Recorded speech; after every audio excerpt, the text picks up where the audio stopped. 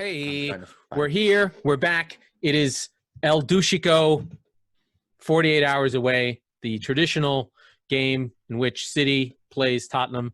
Probably doesn't mean anything to the rest of the world, but to Mike and I, it's very important, especially it's as the our fucking Super Bowl. I'm so excited. Especially as our soccer lives grew and my team was good and his team was up and coming. He fell in love with Bale. There's the Bale 8. Is it 7, 8, 6? I don't know. Seven. The AVB years. You got lit up a few games there. They were not great events when when they played a high line and then stood off. So yeah, they just decided not to do anything. So for our listeners, plural probably, Laurent had an interesting point this week on his Facebook page where he was saying he was lamenting the stats of his blog and sometimes our podcast and this and that. And I kind of commented on it and I said, fuck the stats. It doesn't matter, right? You're doing it for you. You're doing it for your enjoyment and your kind of ignorance to the rest of the world for this moment. And that's what this episode is going to be, folks. I'm not going to apologize for it. It is Tottenham. It is Manchester City. It is Mike versus Laurent. It is El Douchico. We are so excited. If you're not a fan of one of those teams, you know what? Stop listening now. And it's okay. I won't be mad about it. Come back next week. We can do quick. Do we want to just like get people's other games in and then go into ours? There's two games, by the way. There's two games. All right. Let's there's another big one. Let's first talk to other games, right?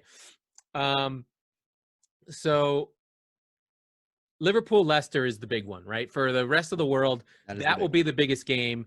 It will be a test of whether Liverpool can survive without its entire back line. Yep. As Mike said, the Devil's due is coming through. They're even losing young guys. I feel like they'll be okay, honestly. I think Liverpool will be fine. They're the best team in the league. They had one blip by expected goals. They batter teams. They just haven't been scoring. I don't think Leicester's as good as they think they are. I think this is a draw. I think Liverpool have the heart of a champion. They're fucking good. They're at Anfield. They didn't have Van Dijk and City drew with them. They're better than Leicester. Unless something weird happens, I think Alisson makes a difference and they hold the line. They just find a performance inside of them somehow. I don't even know how. It'll be like X factor in this game is going to be how much Jamie Vardy is Jamie Vardy, right? Like, right. If he can get on the ball, does he do something where it's like, oh fuck, that was awesome, and then it's, you know what I mean? So but remember, Liverpool have in their DNA to play defense via their attack. Like the early Klopp years when it was bananas before they had Van Dijk and they still had Mignolet in goal, they would just go all out attack and win games 5-4. They didn't care. Yeah. They can still do that, right? They have no injuries in attack. I mean, Salah's out, but they still have Jota. They have the guys, like they're there, right? They can play a different way, and I think Klopp is smart enough to play a different way and really give Leicester something that they weren't ready for. Now, Rodgers is smart. I don't doubt Rodgers will figure something out, but we'll see how this goes. I think it's a really great game and a game really worth watching. And and that's on Sunday. Also on Sunday. Well, let's explore that a little bit more, right? Because I think the one thing we talked a lot last episode, and we already mentioned it a little bit about how the entire back line for Liverpool is out, but Alisson is in. And I think that he's a very, very calming presence, right? That dude makes a difference, man. He does make a difference. And I hate to give the goaltender that much credit, in a sport where he just frankly doesn't matter that much. But when it matters until it doesn't matter, right? Or exactly. It doesn't matter until it matters. And the difference is that when you have a system that frankly starts with him, he's not just a shot stopper, right? His feet are more important than his hands. So it's going to be interesting to see how much of like I said, a calming presence he's going to be. If you don't have Andy Robertson and Trent Alexander-Arnold bombing down the wings, are you actually a little bit more able to defend on a Jamie Vardy counterattack, right? Well, are you not going to get caught out? Is Harvey Barnes not going to be flying down the wing because you're going to have him, right? Right. I don't know. Yeah, it'll be interesting. I don't know everything how they're going to play. Listen, Leicester still don't have Soyuncu. They still are missing, Fofana's out. So Fofana's in, but it's still Evans, Fuchs, and Fofana. That's, in the back three. Sure. Tielemans, Castagna is really good. It's an even Castagna's match. been in Like, and out of the lineup though. He might be hurt still. I don't know. That's the yeah, weird thing about coming out of an international break so often right. that Stuff's you weird. don't know who's healthy, who's not. And can we take a quick aside to celebrate? We don't have another international break until the end of March. This is fantastic. It's the best That's news I've heard all year. phenomenal news. So I'm really But, excited about the fact that we're going to have games. This is a good one. I mean, this is a good one. Now, you would not bet on Liverpool losing at home because they literally haven't lost at home in 2 years or 3 years. Yeah, but we've talked about this. Home is not Anfield is not Anfield right now. I thought that too, but they just drew. Well, I don't know. I don't know what's going to come. Well, the City game, the Liverpool City game was at Anfield, right? Or was that at the Etihad? It was at the Etihad. Okay, never mind. So, yeah. And so we'll see what happens. And it's really close. Like Leicester's got 18, Spurs and Liverpool have 17. But yeah, I mean, it's a close top of the table, and it's another one of those weekends where you're starting to learn a little bit more about each side, right? So Liverpool's testing their mettle this week with 8 first-team players out, obviously a heavy test against Leicester. But I think that they're like you said, they're going to give them a different look, and I think that they're going to be in a position to actually absorb. You and I need another draw. That would be delightful. No more Leicester. Leicester's they got one striker and he's good. Yeah. You know what I like about Vardy? The guy just wants to fucking win. He wants to score goals and fuck you. He's ruthless. He's awesome. Although, is he really just white Jermaine Defoe? No, because Jermaine Defoe would have never. Speaking of Leicester Liverpool, the goal he scored in the year that they won from God knows where, 30 yards out the corner of the box, the one touch, the Mahrez ball that played him in. And he goes, okay, no problem. And he dinks it over Mignolet. The greatest goal ever. Oh my God. I watch that replay. I get pregnant every time. Yeah, that was unbelievable. The 2015 season. Okay, so there's that. Also on Sunday, Leeds Arsenal. That's really just for me, I think. Not for the Schadenfreude crowd. Arsenal are teetering, but so are Leeds. I wonder what's going to happen here. Arsenal could get blown out. Like any result wouldn't be a surprise to me. So that one's fun. And then I don't think there's any other big game aside from ours. No, I should say we spent a lot of time last week talking about Southampton. We're going to learn a lot about them on Monday afternoon. They take on Wolves. I don't have that game. Go to Molineux. There we go. They go to Molineux. The last game of the week. That's going to be a bit of a measuring stick. Again, this is sort of the first of a few coming up, a measuring stick sort of week for a lot of teams near the top of the table. Who are the contenders? Who are the pretenders? We're going to learn a lot, like I said, about the Saints. Yeah, I mean, they still have to deal without Ings, but Adams has been good. So let's get to it, Mike. You have done a lot of thinking, talking, feeling, being around it. And before we went on the air, I was like, your team's better by a lot. Right now, City are not strong. We are not at our best.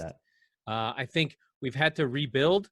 I think I've been waiting for City to come back to itself. I think City's gone in what we thought of the Centurion and the Liverpool defense team. That team is gone. And the reason why I say it is, now we all know that David Silva is an all-time great, but and it's not what he's doing to City. It's what he's doing at Sociedad.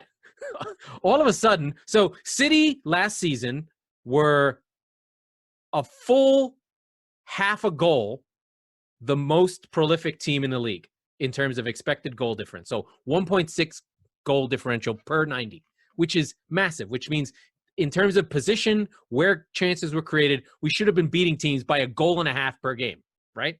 Finished on 81 points. Had scored 100, only gave up 30, but only had 81 points. How that's done is still a mystery.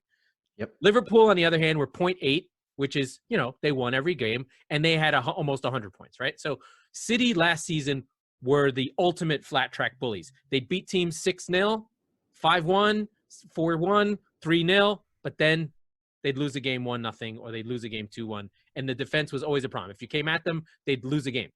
But we should have been blowing teams out, meaning we were worse. We gave up more goals than we should have and didn't score as many as we could have. So that was the combo. This season, we're way down. Like, we're 10th in expected goal difference. Like, we're actually where we should be at the table. Spurs are number 1 or 2. Yep. Right? And you're taking chances. So I would imagine that the defense is probably getting lucky and the offense is actually a little bit better. But you guys are one of the top scoring teams in the league. You have the best front duo in the league that are on a telepathic connection between Son and Kane. They're healthy. They played. There's nothing wrong with them. What happens, you have Gareth Bale just randomly on the team. Okay, that's fine, I suppose. Lo Celso's out. That's a problem, but you haven't been playing him anyway. So you've still got Ndombele, Lamela. And... No, I don't think Lo Celso's out. He actually had two assists with Argentina this week, so he's back. He's fine. But doesn't he might have some jet lag? Doesn't he have a COVID test to do? Probably. I don't know. That's the thing. And speaking of, Matt Doherty is out with COVID. Right, he's out with COVID. Right. So now you've already opened the door to how I know City's going to win this game. Enter Serge Aurier. So right, he's bad. He's fucking bad. He's bad. He's a winger who plays defense, and it's like, dude, you're not good. So you've got, defense, and you're gonna have Dyer and Alderweireld probably at the back. Not great. Not great. The one thing I think, and so when when I saw that Doherty went down, we have only seen one game in the Mourinho era against City. And if you remember, it was the game in February of last year, right before the world went to shit. And City bossed the game for 60 minutes. But then Zinchenko got sent off. Got a red card, and the Bergwijn goal was just magic. But after that, it was a joke after the red card. Yeah. But so Mourinho folded. Now, granted, he didn't have Kane. He was working with just an absolute ragtag group of morons that day. But he didn't start Aurier. He started Japhet Tanganga, who's 19, 20 years old. One of his first games on the senior team, he played him against City. So I wonder if one of the two players, either Tanganga, he's been working on an injury, so he's a center back who can play outright. I wonder if he answers the bell for the right back position, or if Joe Rodon from Wales, who was the recent center back signing, finally draws in. Yeah, so, I think the bigger issue is that City don't have enough creative players right now. Like, what I know Mourinho will do, I know him. He is a taker-awayer. He's a shithouser. Yeah. He's going to take Kane or Son or whoever plays behind. They are going to sit on Kevin De Bruyne and not let him do anything. Nothing. I think that's actually going to be Højbjerg's job. Right. So, but he'll have to move around and follow him around the pitch. Oh, now, of course, he will have no problem doing that, between he and Sissoko, they'll just follow him around, right? Mm-hmm. Now, where's that creativity going to come from? It's not going to come from Rodri. He's awful. Well, he's not awful. He's just meh. He's defensive. Gundogan is just Pep loves him because he's good on the ball, but he's not athletic and he doesn't see forward passes. So now we're left with Torres, Jesus, and Foden. Okay. Jesus's best trait is that he's a less shit Danny Welbeck. Basically what I mean by that is he runs, he closes guys down, he gets in good positions, and he needs lots of chances to score because he's not really that great of a finisher. It's not clinical compared to Aguero. He's more Lukaku than Aguero. But let's be clear about something. No one's like Aguero. Well, some are. But when you that's the problem that Man City has when a David Silva leaves, when an Aguero is hurt, is that the bar is so fucking high. Is that we're in normalcy. Right. You can't bring a guy in. And frankly, Spurs had this problem for years now. They don't want – Alvaro Morata said he doesn't want to come to Spurs because he doesn't want to play second fiddle to Kane, right? There's no – I'm going to come in and fight for my spot. It's like, no, I'm not going to fucking beat that guy out for playing time. No fucking chance. They signed Gabriel Jesus when he was, 19, 20 years old from Brazil. He came in. Actually, his first game was against Tottenham, one of my favorite. We'll get into our favorite games, by the way, in a little bit between the two sides. But Yeah, so he's hungry and he's at a big call. Of course, problem. But you're not going to be able to when the top guy goes down or he leaves. You're not going to be able to automatically have next man up and get that amount of quality when you're talking about not just world class, but like holy shit, world class. The hope I have is that there's magic in Torres and Foden, right? Torres coming off a hat trick against Germany, he looked really, really sharp. Like I don't like him. Really sharp. Now, Germany was awful. Like I watched that, I was like, wow, this is bad. And Foden is Foden. Like you love him, we all love him, but can he have that freedom to break things down? And it depends. I don't expect Mourinho to try and play against City. That's what City wants. I expect him to sit deep and try and hit City on the break. Now, the thing that gives me hope is City's defense is good, right? It's not, we're not weak anymore, right? Kyle Walker has been incredible. He'll get in front of Son. Diaz has steadied the ship. Laporte is there. Cancelo is the offensive, is our attacking fullback, and he's been the best player on the team, along with Walker. So there's an opportunity for City to stifle Spurs, but I'm afraid that City can't score, which is insane to say.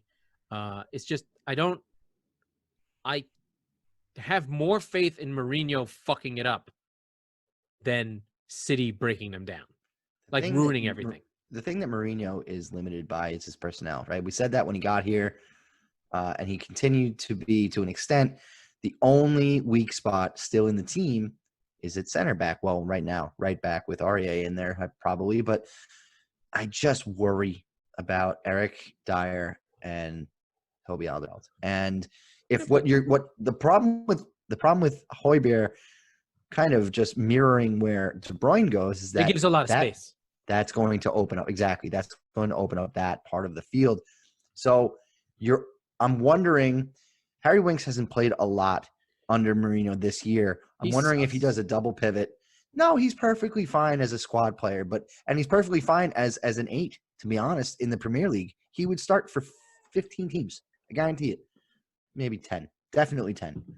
But the point is that he, if he's going to kill the game and he's going to try and hit you on the break, you might see Bergwijn get a start instead of Bale.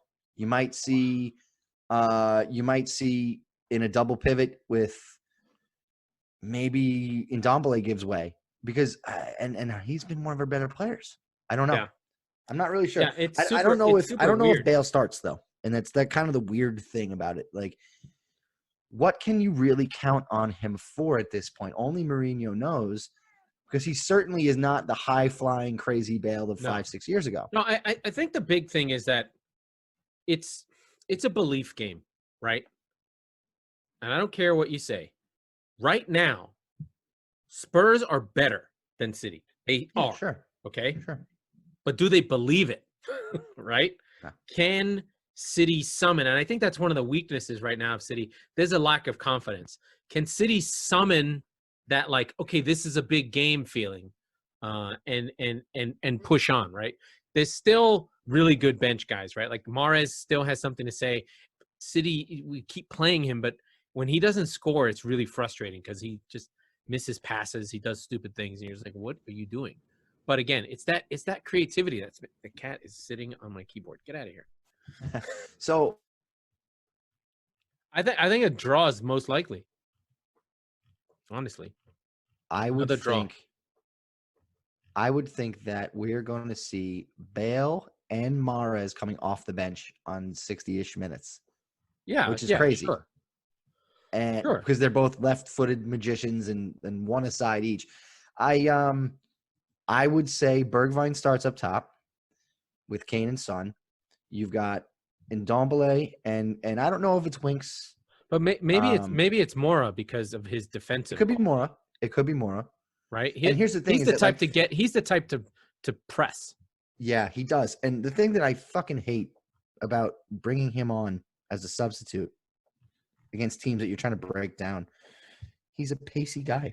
That's all he's got. He's not a great finisher. He's not. He had that great header actually at the Etihad last season to win the like 3 seconds after coming off the bench. But he's not great in the air. He's just fast as shit. So why are you bringing him on to break down teams, right? But against City, he's a guy who could really do well. So yeah, I could see basically Bergwijn and Lucas are exactly the same player, just a little bit younger. Bergwijn is, but so yeah, I could see one of those two, and then Bale coming on if we need a goal. I see it as either 1-0 City or 0-0 at halftime. Why would you think your team's not going to score? Because you said it. I don't think we're going to try to score. Such a bad mentality. That's the weird thing. Like they should. We've got the most goals in the fucking league right now. If you know anything, you go after City. We're weak mentally. I wonder. Here's my question, and I think it changes my prediction on the game. Raheem Sterling missed 2 games with England this week with a thigh injury. What do you know about that? Nothing. Okay, terrific. I'll tell you this. No, I'll tell you what it is. Raheem Sterling, if he's can go, he goes. Because Pep just plays him. Because Pep plays him. Yeah, always.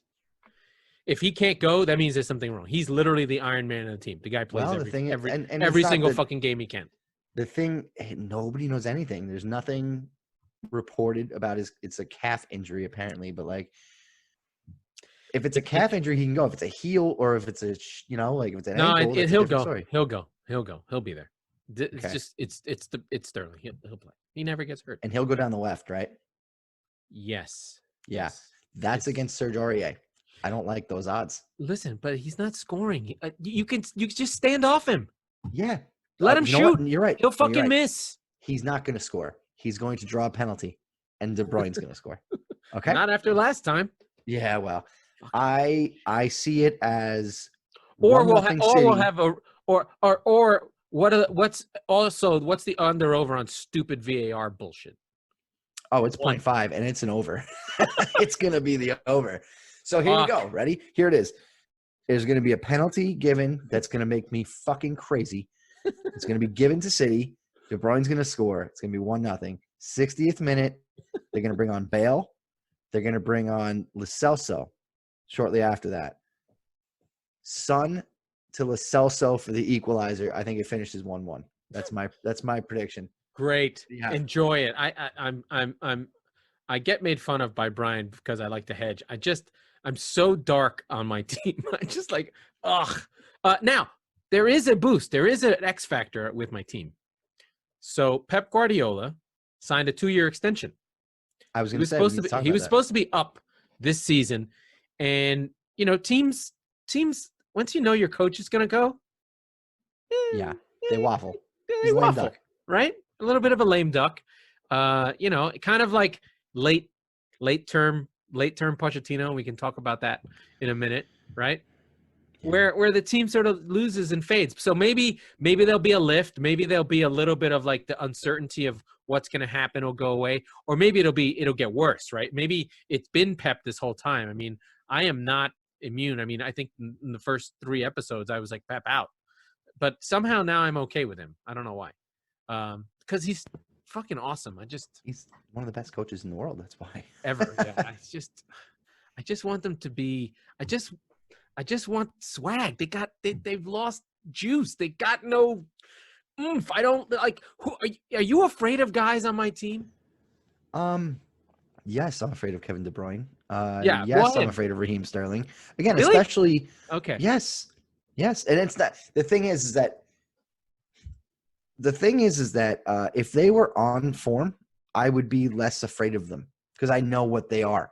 But right now, they're not shooting on all cylinders. They've had a fucking international break to kind of get away from everything, get their head right. Like, that's a big deal, right? Like, you come back and you're all of a sudden you have one good training session tomorrow, and all of a sudden you walk into the game going, "Hey, let's leave all that shit back in October." I mean, or back before the City break. have a +1 goal difference.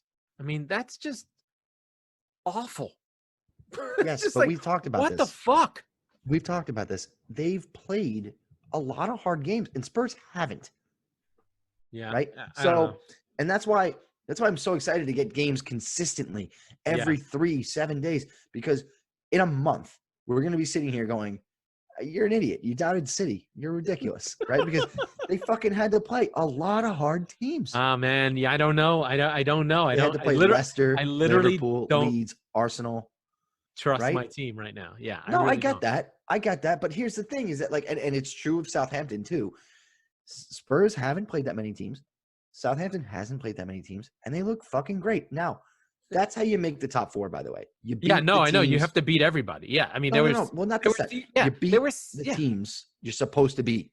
Yeah. If you lose to generally speaking, if you get 25% of the points against the top 6, and you basically get 95% of the points against the other guy, you're in the title race.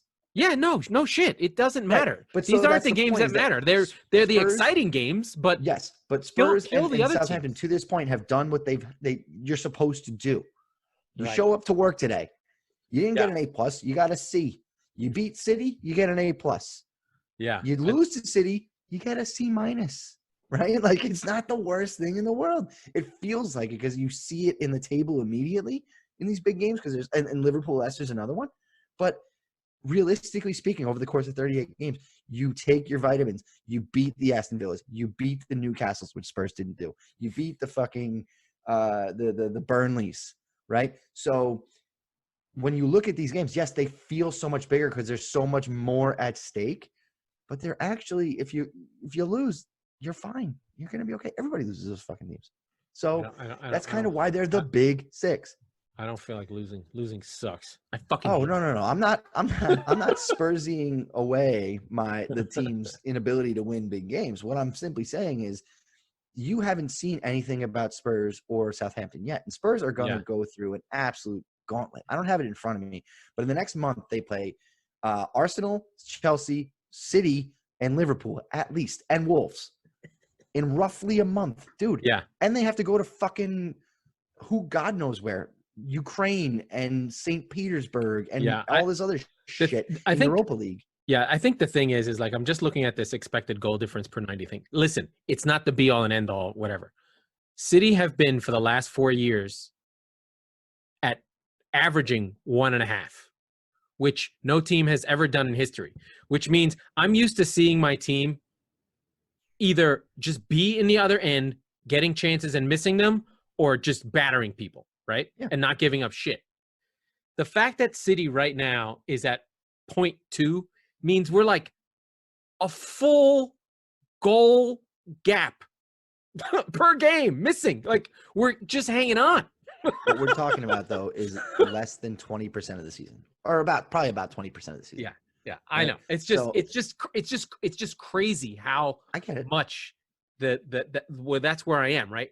I'm at this place where it's just like, this team is not this is not the team it's supposed to be, right? It's just not. And that's the hard thing. And we talked about this, I think, last week or week before, is that, like, you've got that expectation of the Centurions of a 90-point season every year. And frankly, it's gone. This is not a 90-point team.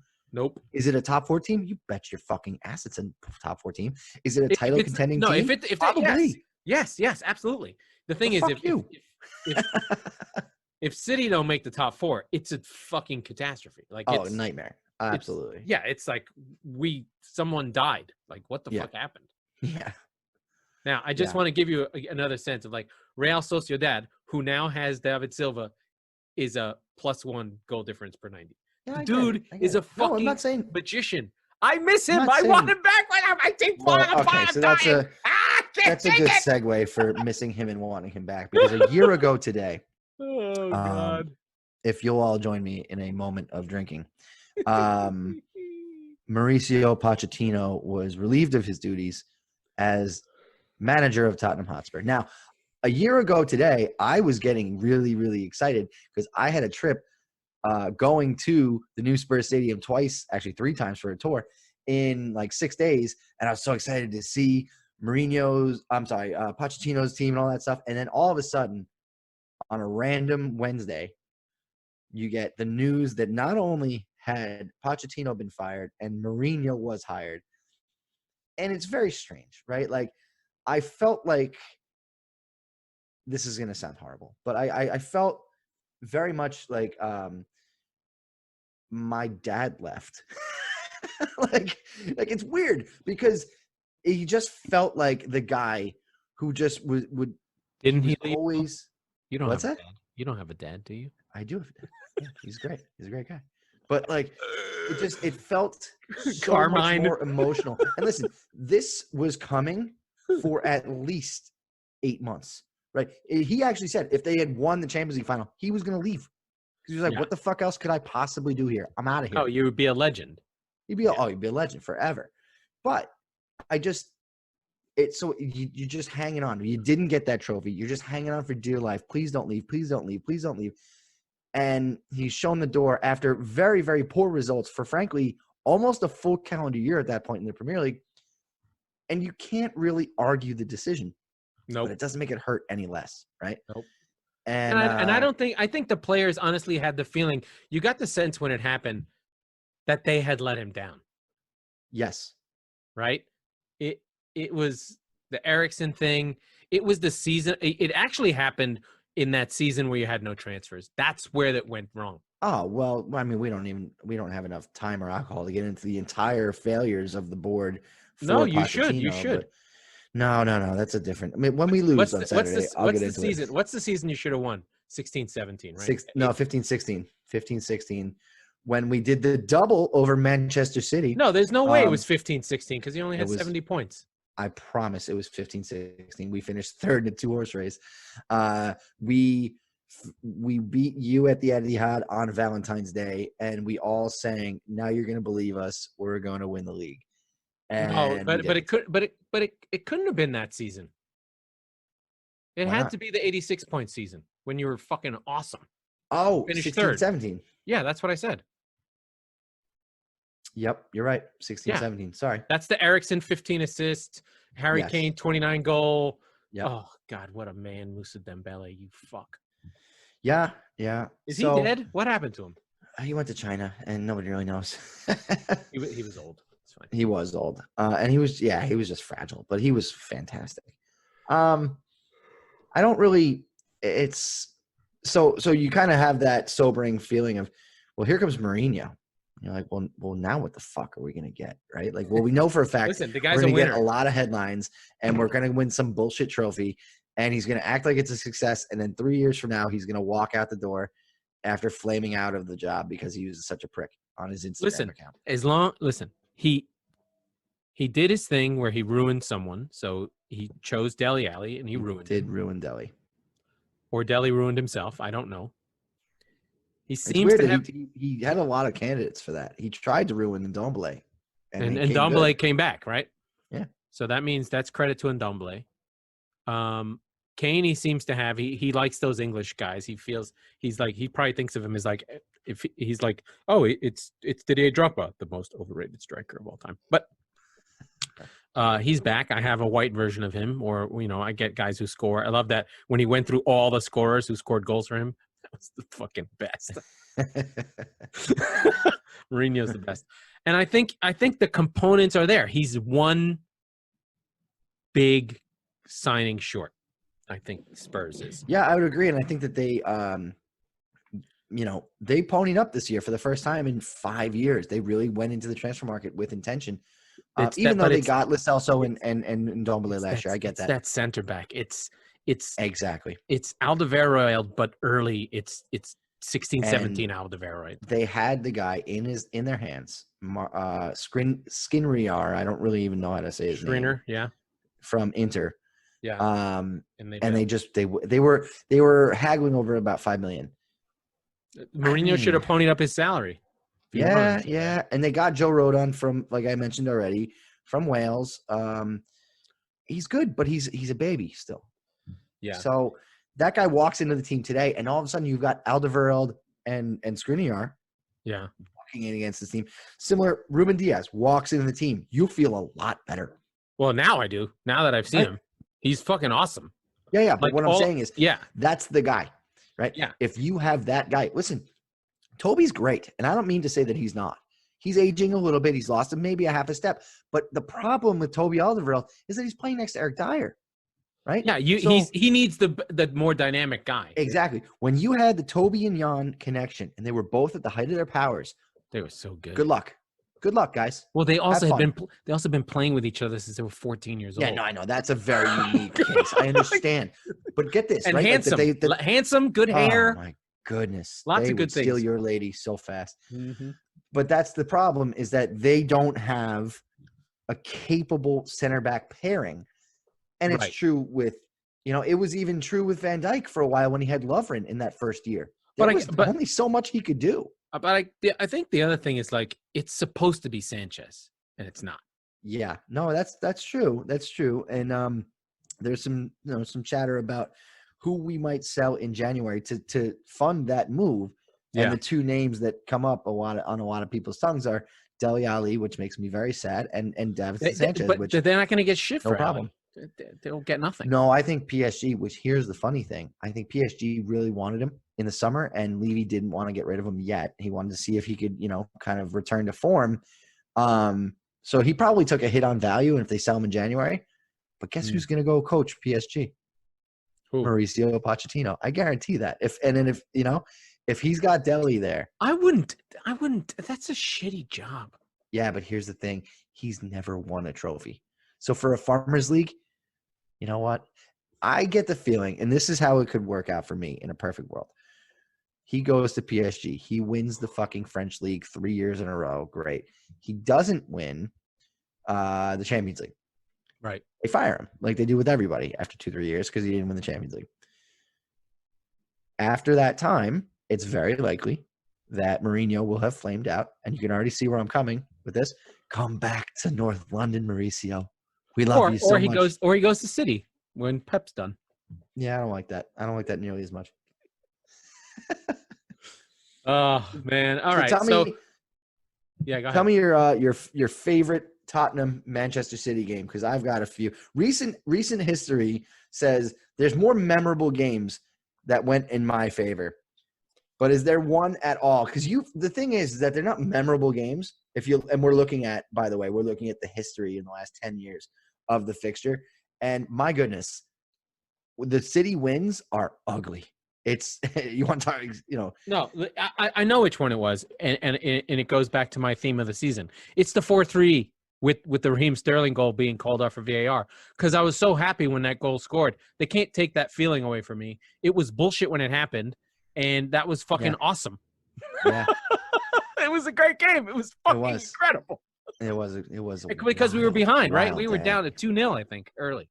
You were down 2-0 in the first minute because Sonny had scored, and then you scored, and then Sonny scored again.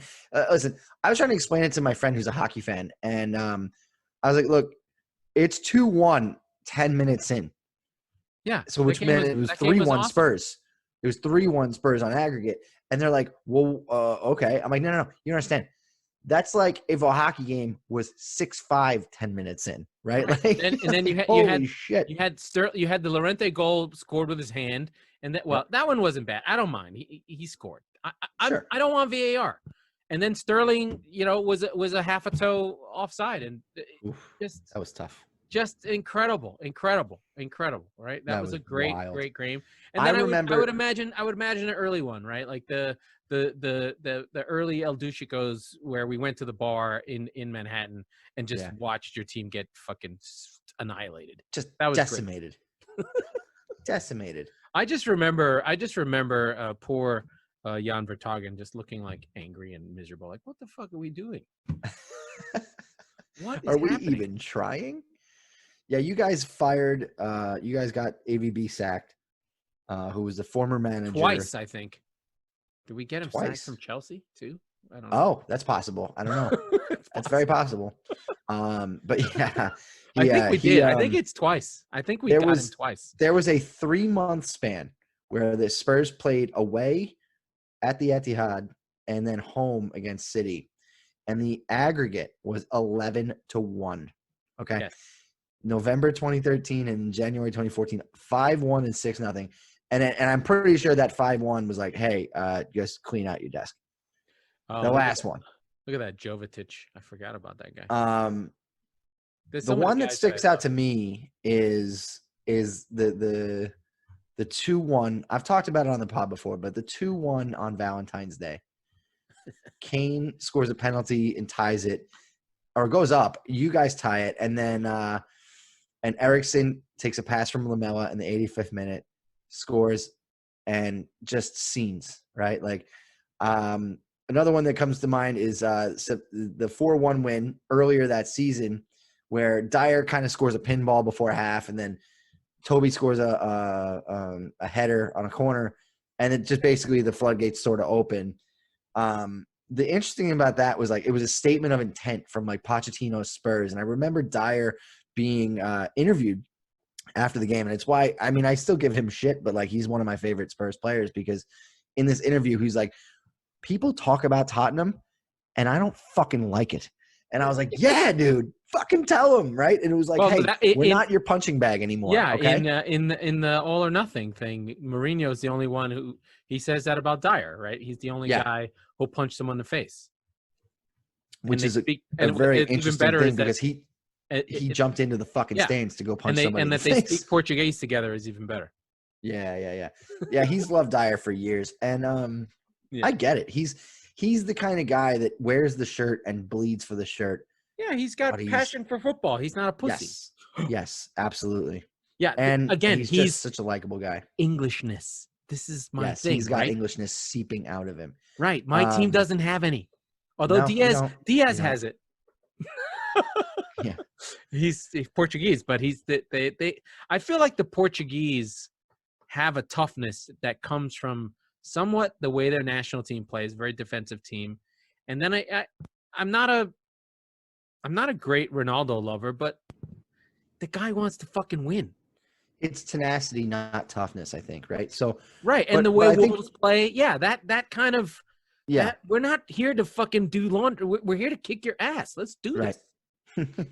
Yeah, and I think it comes from it's almost as if they play as if they were actual wolves, right? They all press, they all go after it all the time. You know why? Because they want the ball, because they want to do some cool shit. It's not like go do whatever you want, and when we get the ball, it's fine. No, we're gonna go take the ball, and then we're gonna be a little bit cheeky fake, about right? it. It's not shithousery. It's not a little bit of that. It's not, but it's not Lee Cattermole stepping on people's feet. Oh, it's not right. Like, no. Right. It's not like Roy Keane kind of like, oh, he goes in hard and hurts people. It's just we're going to win. We're getting this game done. I think it's a similar. Yeah, I think you can draw a very thin line between Brazilian football and Portuguese football, and that's the line, right? The shithousery. I think that's the difference. The thing is, the Brazilians do have it. They have a constant battle between the they've won the World Cup both ways, but they have to play the beautiful way. But there are guys that, like my guy Fernandinho, when he was at his best, he scythed guys down, but he always helped them up and smiled, and he never got cards for it. But he still kicked you in the leg. Right. Oh God, I miss. That's another one. I had this this thing. I'm like missing. I was tweeting with the biggest esteemed company. He's the biggest YouTuber City fan. A very positive guy. Does really good content. If you're a City fan, watch him. But just that the team that I fell in love with is disappearing. Right. It would be kind of like if the Yankees had won the World Series without any of the core four. You'd kind of be like, they're gone. You know what I mean? Like that kind of like late period where you're just like, the team I fell in love with is missing, right? So from Zabaleta to Torre to Silva, Aguero, Company, Fernandinho, there's a new crew, and I'm just not finding my guy. So I don't feel like this deep, like City feeling for the team. They're kind of. Well, let's be clear. You're not finding your guy because you had a frustrating season, to call it the least, like you said, with the expected goals and all that stuff. And this year you're very un-City like. So you're not only just not seeing the guys that you're used to seeing in the shirt, you're not seeing the performances you're used to seeing. Yeah, it's all De Bruyne. Without De Bruyne, City are bad. Can I make a counter argument as a devil's advocate? if you take De Bruyne out of the side, maybe it would be better. I don't know. Yeah. But I mean, look at. It's a foolish thought, but it might be but so dumb it might work. But just think about like the transition period that you've had when there was no Eriksen, right? That's how it would be. Fun. Yeah, you just stop. You score goals because you have good players who do amazing things, but all that synergy when the ball comes back to front, it's gone, right? You still don't have it. You're still missing it. Yeah, I think that's the one thing that's really interesting is that like, well, no, because we talked about. I guess Ndombele, Kane's become that guy. Right. Kane dropped back. Right. Kane has become. So, but he's doing both roles, right? Yes, exactly. He's pulling double duty, and that's the problem, and that's sort of why Mourinho loves it so much because he allows Ndombele is that quote unquote creative midfielder. He doesn't get that far forward. He doesn't go that. Yeah, but what he does is he picks up the ball in the middle of the park and runs at people, and everybody knows when you run at people, people get spooked. They're like, "Where is he gonna go?" Absolutely. But what I'm saying is that they've got Lo Celso. He's supposed to be not as clinically, intelligent as Eriksen with a pass, but he's supposed to be what Eriksen wasn't in defense and still being at least a league average, if not better, number 10, right? Yeah. So you're sacrificing some of the offensive quality for tracking back and actually not fucking up and giving the ball up at the halfway line so that – who was it? I forget. That passes it to Aguero, Sterling, who passes it to Aguero. Yeah. Right? And that in that Champions League game, that was all Eriksen's fucking fault. Yeah. That gets lost in the sauce. You know he may move to Arsenal? No. He came out today and was like, I will never go to Arsenal. And you know what? Listen, he and I have our transgressions with each other, right? We don't. I loved him. I loved Eriksen. Oh, I loved him too, but I hated the way he kind of pouted for a while. And I gave him a lot of the benefit of the doubt, way more than a lot of Spurs fans. But he became indefensible at some point. And when you watch the all or not thing, it's like, dude, you're an asshole. Just fucking go. Just get the fuck out. Or Levy had final cut and made him look like an asshole. That's possible too. Because it was a big ad for Levy. It was. Even to the point where I saw through it. I was like, come on, man. Like, you can't sit here and say I feel so responsible for the club and not sign anybody for the greatest manager you've ever fucking had for 5 years. Don't get me started. Sorry. All right. Anyway, let's wrap it up. Yeah. We will see you. I will be worried. I will be sick over it. Folks, I am excited for El Douchico. You should be too. If you've made it this far, I'm sure you are. Manchester City, Tottenham Hotspur, 12:30 p.m. Eastern time on probably NBC. I haven't looked up if it's on that bullshit Peacock, but not in the face. Not in the face. That's how we both feel going into this game. So no, you seem like you feel good. I'm petrified.